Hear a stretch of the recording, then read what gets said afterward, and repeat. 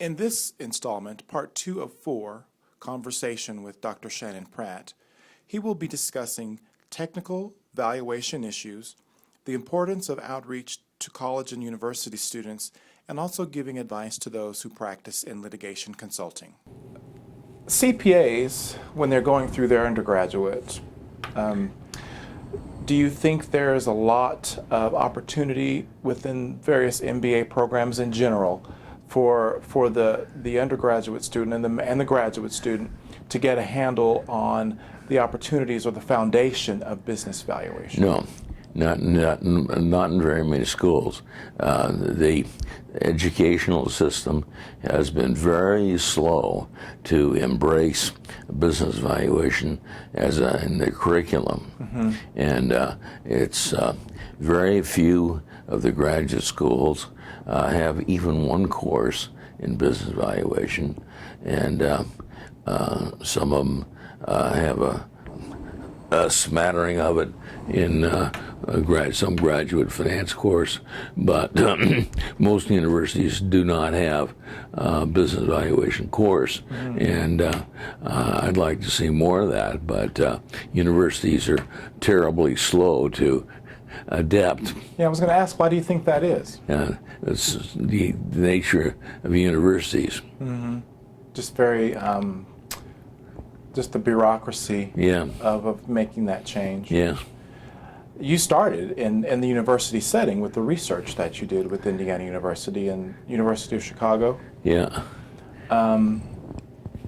What kinds of things do you think the profession can do, the professional organizations maybe even, to make some impact in that area?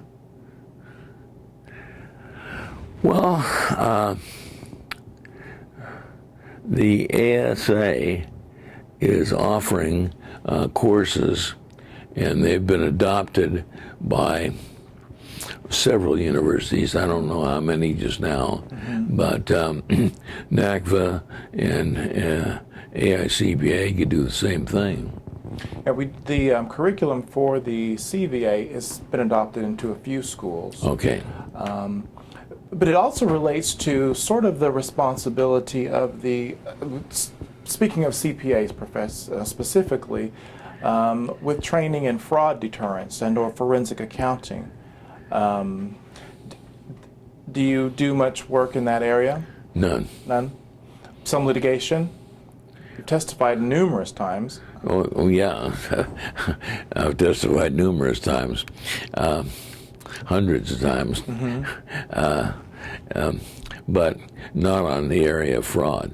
Right. We put on the LinkedIn group. LinkedIn is a professional social networking site. I'm asking individuals that were part of various valuation groups to submit to us some technical questions that they would like for us to ask you. All right. You're such a knowledgeable guy on several areas, so there are some questions that were submitted to us that we'd like to maybe have you address a couple of them. All right, I'll take a shot at them. Okay. The Gordon growth model. Well, this is one of the reasons why I think business appraisers are more apt to get an accurate value than investment bankers, because investment bankers usually use a multiples approach to the terminal value, and appraisers usually use the Gordon growth model for the terminal value. Okay. And the Gordon growth model fits in with the income approach, and multiples are more akin to the market approach, and the terminal value multiple, is more often than not more than half the value of the appraisal. Okay. So I much prefer, and I've said so in most of my books, to use the Gordon growth model as the terminal value, because in the income approach, because that separates the income approach from the market approach. And I had a deposition one day with one of my fellow appraisers, and he had an income approach and a market approach, so-called. And but he used a 3-year projection period for his income approach, and he had zero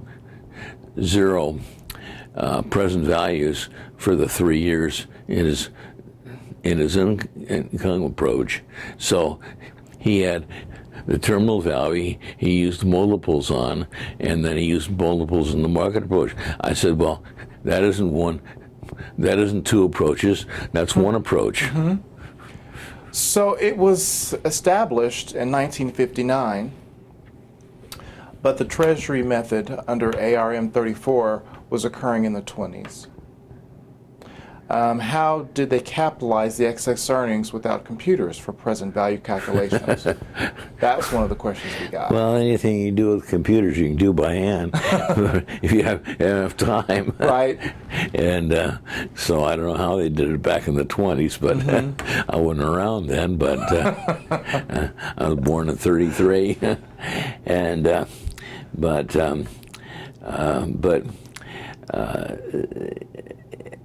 in the excess earnings method, it's not very well defined. Okay. The variables you use for the calculations are not defined as to what the income measure is, and the asset base is not well defined, and so people can use and misuse the excess earnings approach all over the place, and usually the excess earnings approach provides the most extreme differences in value. We very rarely use the excess earnings approach. Were there any stories from your early career about the Gordon growth model and how it was developed and how it's become so prevalent now?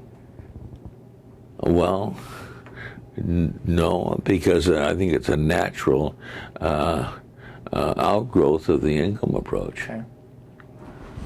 All right, our next question. What engagement did you enjoy the most, and which one the least, and why? Well, I think damages cases, if you're on the side of the plaintiff and they don't have adequate support for their projections, are the worst. Okay. I got two stories about those. One is a case where we didn't believe the projections, and so we we talked to the company about their projections, and they wouldn't budge, so we used a very high discount rate. Okay. And they fired us. So they went to court and got another appraiser, and they got nothing. And another story is where we did go to court, and the client assured us that they would have adequate support for their projections in court, and they didn't, and they didn't get anything. My favorites are complex cases where there's largely shareholder disputes and dissenting stockholder suits. I enjoy dissenting stockholder suits a lot. What are the issues there that really get you excited? And on dissenting stockholder suits, I've been about 50% on the plaintiff's side and about 50% on the defendant's side, and I've acted as a witness, one of the panel of arbitrators, sole arbitrator. I've done every role in the book on dissenting stockholder suits, and the dissenting stockholder suits, of course, vary by state, and so I did the one of first impression in the state of Washington, and the one of first impression in the state of Idaho. And in the state of Idaho, I asked the judge whether he wanted it on a minority or a control basis, and he said, "Well, give me both." And I gave them both. And in the Washington case, he said, well, the judge said, we're going to use the Delaware approaches, and this was after Weinberg, after the famous Weinberg case, Yes. which outlawed which gave little credence to the Delaware block method, and so I followed the Delaware case law, and came within $3 of what the court ended up deciding. My value was $74, and I think the court decided $77. My opponent on the other side was about $150 or something like that. That's quite a spread. What do you think is the most divisive issue in the valuation profession today? Would it be standards or total beta? Or what would you feel would be divisive issues? And where do you stand on some of those things? Well, Roger Grabowski and I in our cost of capital books, which there are now 3 books, cost of capital basics and cost of capital litigation and cost of capital workbook. And we are opposed to Peter Butler's interpretation of total beta. We're not opposed to total beta in itself. We're opposed to Peter Butler's interpretation of it in terms of what it means. So that's where we stand on that, and I guess that issue will be around for a while. There's a lot of debate. Yeah, well, opinions. And Butler and Grabowski are both pretty vocal. And Yes, but that's I think one good thing about the profession is that there are a lot of individuals who are contributing and doing research and providing resources, which you open the door for. Yeah. And that topic is, as you said, it's very debatable. Yeah. What about standards? Well, standards, I think, are coming together. The people are adopting, the IRS has essentially adopted the uniform standards of professional appraisal practice, and the 3 major organizations all have their own standards, but none of them conflict with the uniform standards of professional appraisal practice. So I think that we're coming together on the issue of standards. It's been a long time coming. Yeah. Yeah, I think there was a lot of competition in the marketplace. And I served on the Appraisal Foundation board as a trustee for the maximum 6 years, and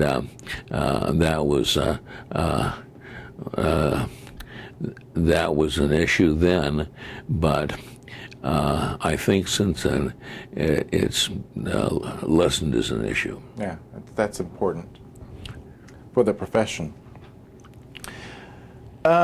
Speaking of resources, one thing we didn't cover in my career was while I was at Willamette, I started a separate business called Business Valuation Resources. Yes, and that's been very successful. Still. And I created the Pratt stats, of course, and because I saw the need for a database of privately held companies' values, and they now have over 8,000 privately held companies in their database, and I adopted a version of the merger stat to business valuation, and which they're carrying on, and since I sold it out to David Foster, he's done well with it, and so that is a very good resource. Before you established that database, what other types of comparable data could appraisers, what do they have access to? Well, there was a database which is now distributed by Practitioners Publishing Company, I don't remember the name of it, but hopefully you can fill in the name of it for the. Sure, we can. Yeah. BBC of Cambridge. That was at that time, that was a very poor database. Practitioner Publishing Company, when they took it over, improved it. And I think the IBA transaction database was around for a well, while. the IBA data transaction database is very loose. Very loose, and I love Ray Miles. Sure. But I don't like his statistical series because business valuations don't lend themselves to statistical analysis. Okay. In other words, 30 or more companies, you have to get companies that aren't very comparable. The essence of business valuation, in my mind, is to narrow it down to a few companies that are really comparable. Okay. And the IBA database has over 20,000 transactions in it, but it has very little data on each transaction, and it's not very reliable data because it's gathered from business brokers and who don't define the terms real well. Okay. They don't follow the definitions of the terms. Okay. So it makes it a little difficult to have data that you can really rely upon. Yeah. You feel like. So it's a useful tool for getting a range of values in an industry. Also through Business Valuation Resources, they do a lot of publishing, and you're very Yeah. published through John Wiley and Yeah. on a range of topics. Yeah. Obviously, as a young person getting into the profession, you were lecturing and doing research. How did you get then into publishing? Was your first book published with John Wiley? No, my first book was published by Dow Jones Irwin, which was then taken over by McGraw-Hill. Okay. And that's that's now in its fifth edition, and it's published by McGraw-Hill. So you love writing and collaborating with other Yeah. professionals. What challenges you when you take on an area? What really enthusiasm? What's your enthusiasm? Well, for example, I want to contribute something.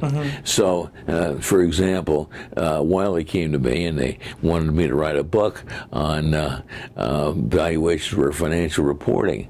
Well, Mike Martin had already done that book, and I said, I don't have anything to contribute beyond what Martin's done, so I turned it down. So I want to contribute when I write something. You like to obviously you've given so much to this profession. Why was that important to you? What was your passion there? Well, my passion was that's the way I give back. We have another question about the purpose of valuation. Does or should the purpose of the valuation have an impact on the selection of the methods used? Yeah, sure. The purpose of the valuation always has an impact on the methods of the use. For example, everything IRS is mandated to come into fair market value.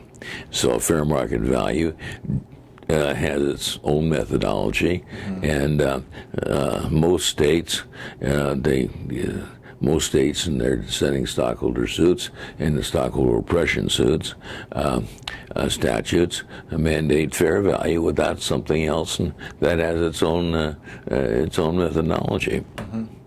So it's really critical to define that purpose, Yes. to determine the method that's going to be used. Yes, and you know, one of the big four accounting firms did a dissenting stockholder suit, testified in a dissenting stockholder suit, and calculated fair market value.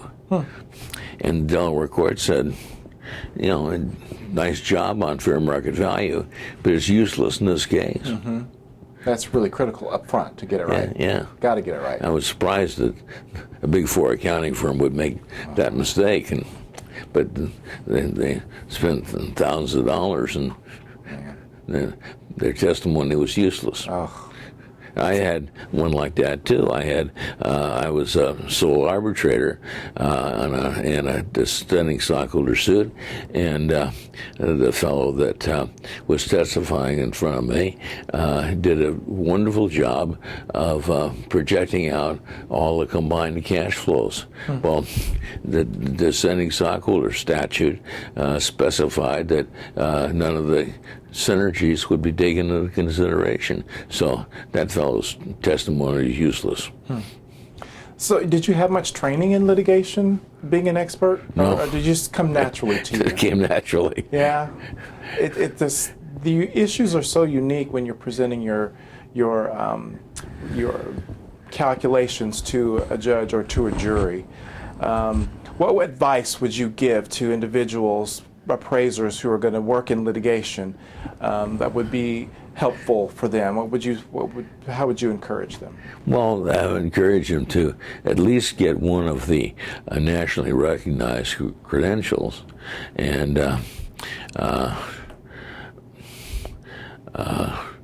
take as many courses as you can.